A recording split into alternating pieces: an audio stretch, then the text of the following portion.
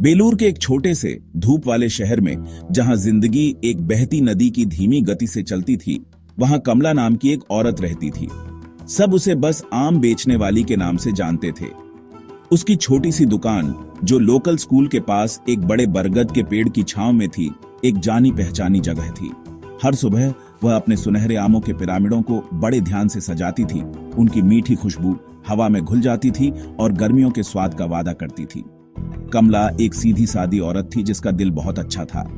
उसने कई बच्चों को बड़ा होते देखा था। उनकी हंसी उसकी दुकान के आसपास गूंजती थी जब वे क्लास के लंबे दिन के बाद एक फल खरीदते थे।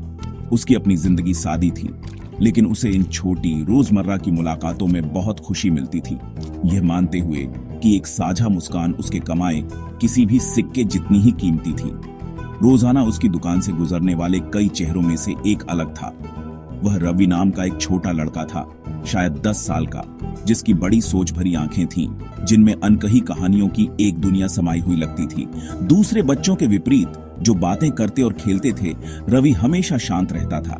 वह दूर खड़ा रहता था, दूसरे बच्चों को आम खरीदते हुए देखता था। उसकी नजर रंगीन फ्रूटों पर टिकी रहती थी।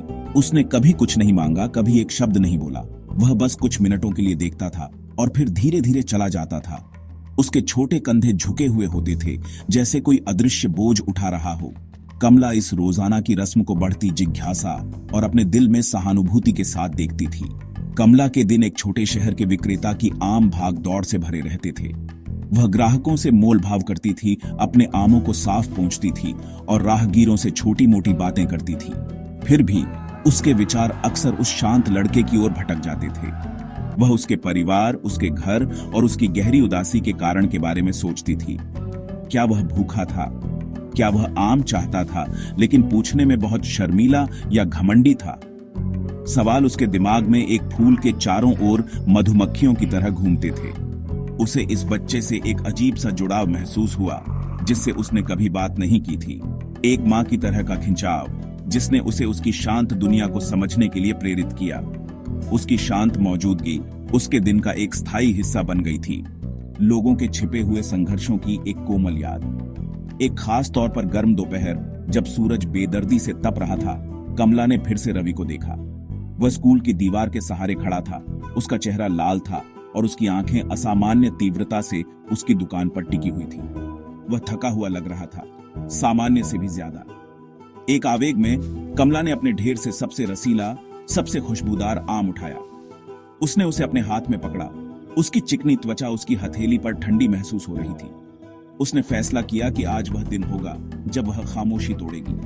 वह उसे सिर्फ एक फल से ज्यादा कुछ देना चाहती थी। वह उसे थोड़ी सी दया देना चाहती थी, एक इशारा जिससे उसे पता चले कि उसे देखा गया है और कोई उसकी परवाह करता है। हाथ में आम लिए कमला रवि के पास गई। जैसे ही वह पास आई, उसने ऊपर देखा। उसकी आंखें हैरानी से चौड़ी हो गईं, जैसे कोई डरा हुआ हिरण। वह भागने को तैयार लग रहा था। नमस्ते बेटे, कमला ने धीरे से कहा। उसकी आवाज इतनी कोमल थी कि उसे डराए नहीं। तुम गर्मी से बहुत थके हुए लग रहे हो, ये लो, इससे तुम्हें कुछ ताकत मिलेगी। उसने सुनहरा आम आगे बढ़ाया। रवि ने फल को देखा, फिर उसके चेहरे को। उसकी आंखों में अविश्वास और शक मिला हुआ था। वह हिला नहीं और कुछ बोला भी नहीं। उसे पहले कभी कुछ मुफ्त में नहीं दिया गया था और वह उदारता के इस अप्रत्याशित कार्य पर कैसे प्रतिक्रिया दे, यह नहीं जानता था। कमला उसके स्तर तक घुटनों के बल बैठ गई। उसकी साड़ी जमीन पर छू रही थी। डरो मत, उसने जारी रखा। उसकी मुस्कान गर्म और आश्वस्त करने वाली थी। मैं तुम्हें रोज यहां देखती हूं। मुझे अपना एक आम तुम्हारे साथ साझा करके खुशी होती है। इसे एक बूढ़ी दादी की तरफ से एक तोहफा समझो। धीरे धीरे हिचकिचाहट से रवि ने अपना छोटा धूल भरा हाथ बढ़ाया और आम ले लिया। उसने उसे कसकर पकड़ लिया, जैसे वह कोई कीमती खजाना हो। उसने फल को देखा और फिर कमला की तरफ देखा। पहली बार उसने उसकी आंखों में उदासी के अलावा कुछ और देखा। वह कृतज्ञता थी। उसने धीरे से थैंक यू बुदबुदाया और फिर मुड़कर तेजी से चला गया। उसकी छोटी आकृति गली में गायब हो गई। अगले दिन रवि फिर से दिखाई दिया, लेकिन इस बार वह दूर खड़ा नहीं था। वह सीधे उसकी दुकान पर आया, हालांकि वह अभी भी शांत था। कमला ने उसे एक गर्मजोशी भरी मुस्कान के साथ बधाई दी और उसे एक और आम दिया। यह उनकी नई दिनचर्या बन गई। हर दोपहर रवि आता और कमला उसे एक आम देती। वे शायद ही कभी ज्यादा बात करते थे। कमला उसके स्कूल के दिन के बारे में पूछती और वह एक साधारण सिर हिलाकर या एक शब्द के जवाब से जवाब देता। फिर भी इस शांत आदान प्रदान में बूढ़ी औरत और छोटे लड़के के बीच दोस्ती का एक अनोखा और अनकहा बंधन बनने लगा। एक ऐसा जुड़ाव जो सरल, लगातार दया पर बना था। एक दिन रवि अपनी आंखों से आंसू बहाता हुआ आया। उसका छोटा शरीर सिसकियों से कांप रहा था, जिन्हें वह अब और रोक नहीं पा रहा था। घबराकर कमला उसकी तरफ दौड़ी। उसे अपनी दुकान के पीछे एक छोटे से स्टूल पर बैठने के लिए मार्गदर्शन किया, जिज्ञासु नजरों से दूर। क्या हुआ मेरे बच्चे, क्या हुआ है? उसने पूछा। उसकी आवाज चिंता से भरी हुई थी। अपनी टूटी हुई सिसकियों के बीच रवि ने आखिरकार अपनी कहानी साझा की। उसके पिता, एक मजदूर, कई महीने पहले बीमार पड़ गए थे और अब काम नहीं कर सकते थे। उसकी मां एक नौकरानी के रूप में काम करती थी, लेकिन उसकी थोड़ी सी कमाई परिवार को खिलाने के लिए मुश्किल से पर्याप्त थी। वह पढ़ना चाहता था, कुछ बनना चाहता था, लेकिन वे उसके गृह कार्य करने के लिए एक साधारण नोटबुक भी नहीं खरीद सकते थे। उसके शिक्षक ने उसे उस दिन एक न होने के लिए डांटा था। रवि की कहानी सुनकर कमला का दिल गहरी, असीम उदासी से भर गया। उसे आखिरकार समझ आया कि वह छोटा लड़का अपने नन्हे कंधों पर कितना बोझ लिए हुए था। यह सिर्फ गर्मी या भूख नहीं थी जिसने उसे थका दिया था। यह उसके परिवार की गरीबी और उसकी अपनी टूटी हुई उम्मीदों का भारी बोझ था। उसने उसके आंसू भरे चेहरे को देखा और सिर्फ 10 साल के लड़के को नहीं, बल्कि एक उज्जवल आत्मा को देखा जो अपनी पहुंच से बाहर की परिस्थितियों से जूझ रही थी। शिक्षा का सपना, जिसे कई लोग आम मानते थे, एक ऐसी विलासिता थी जिसे वह वहन नहीं कर सकता था।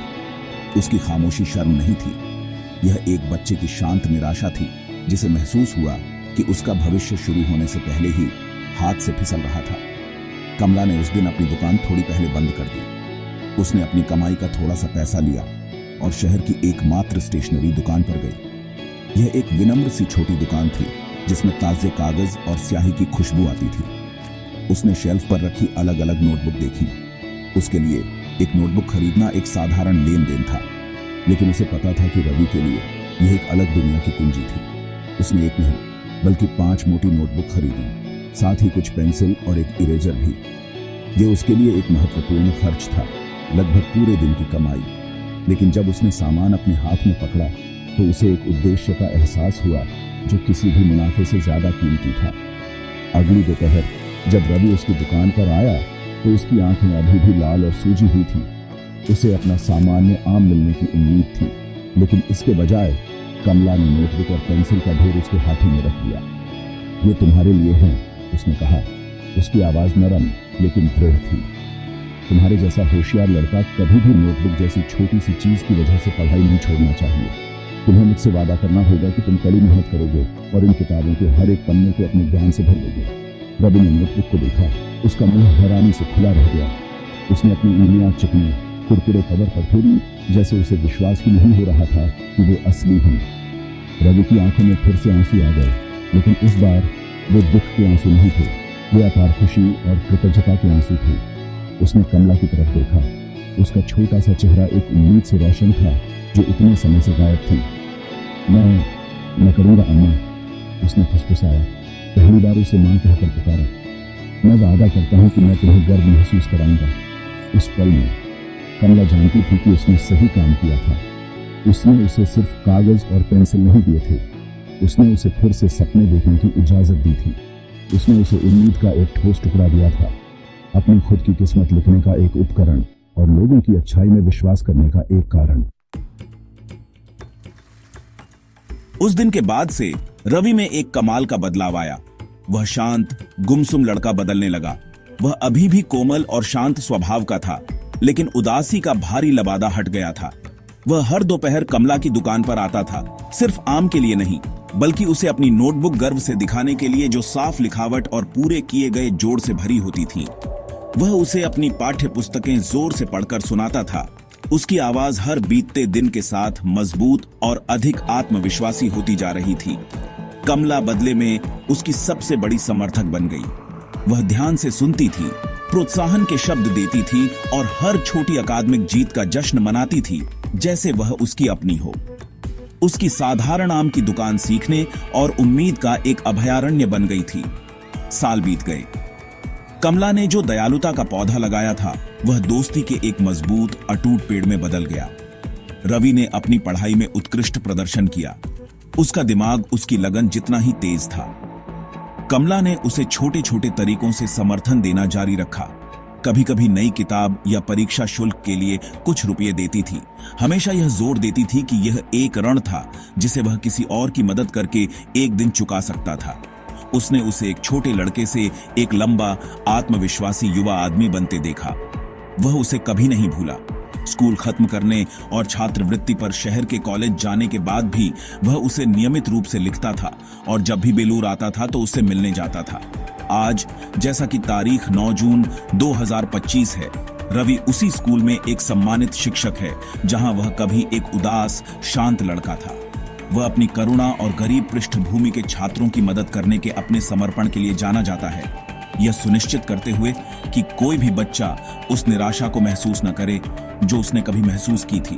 और हर दोपहर स्कूल के बाद वह पुराने बरगद के पेड़ के पास जाता है। कमला अब बहुत बूढ़ी हो चुकी है। उसके बाल रुई जितने सफेद हैं, लेकिन वह अभी भी अपनी दुकान पर बैठी है। उसकी मुस्कान हमेशा की तरह गर्म है। रवि उसके साथ बैठता है, अपने दिन की कहानियां साझा करता है और साथ में वे एक आम खाते हैं। उसकी छोटी साधारण दयालुता के कार्य ने सिर्फ एक लड़के की जिंदगी नहीं बदली, इसने करुणा का एक चक्र बनाया जो अब अनगिनत दूसरों को छूता है। कमला और रवि की यह कहानी एक एकल, निस्वार्थ भाव के अविश्वसनीय प्रभाव का एक शक्तिशाली प्रमाण है। यह हमें याद दिलाता है कि हमें बदलाव लाने के लिए अमीर या शक्तिशाली होने की जरूरत नहीं है।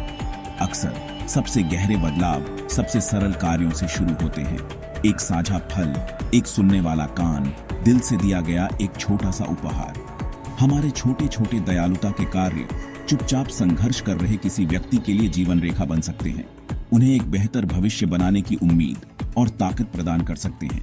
यह हमें सिखाता है कि करुणा एक ऐसी भाषा है जिसे हर कोई समझता है और इसका थोड़ा सा हिस्सा वास्तव में किसी जरूरतमंद व्यक्ति के लिए समर्थन और प्रेरणा का आजीवन स्रोत बन सकता है।